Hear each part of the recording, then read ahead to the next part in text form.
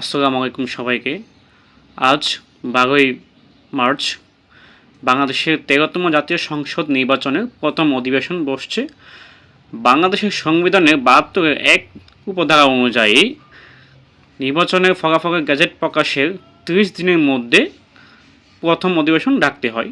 সে অনুযায়ী ক্ষমতাশীল দল বিএনপি প্রথম অধিবেশন ডেকেছে আজ 12ই মার্চ। এবার আসুন দেখে নেওয়া যাক এর আগে 12টি নির্বাচনের কোন দল সংখ্যাগরিষ্ঠ ছিল এবং কত তারিখে প্রথম অধিবেশন হয়েছিল।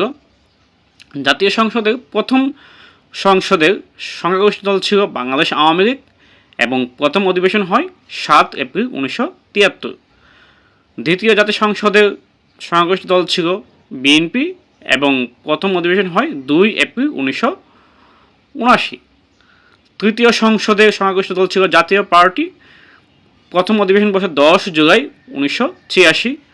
চতুর্থ অধিবেশন সংসদেরও সংখ্যাগরিষ্ঠ দল ছিল জাতীয় পার্টি এবং প্রথম অধিবেশন বসে 15 এপ্রিল 1988।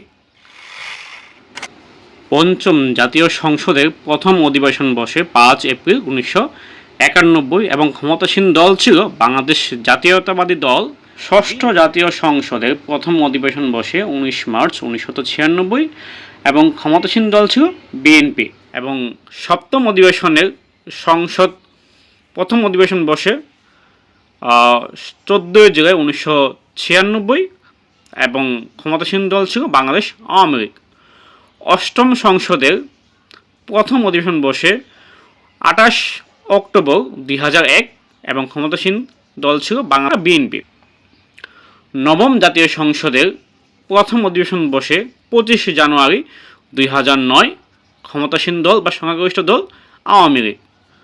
দশম জাতীয় সংসদ নির্বাচনের প্রথম অধিবেশন বসে 29 জানুয়ারি 2014, ক্ষমতাসীন দল আওয়ামী লীগ। 11তম জাতীয় সংসদের প্রথম অধিবেশন বসে 30 জানুয়ারি 2019, ক্ষমতাসীন দল বাংলাদেশ আওয়ামী লীগ। এবং 12তম জাতীয় সংসদের প্রথম অধিবেশন বসে 30 জানুয়ারি 2024 এবং ক্ষমতাসীন দল বাংলাদেশ আওয়ামী লীগ। ধন্যবাদ সবাইকে।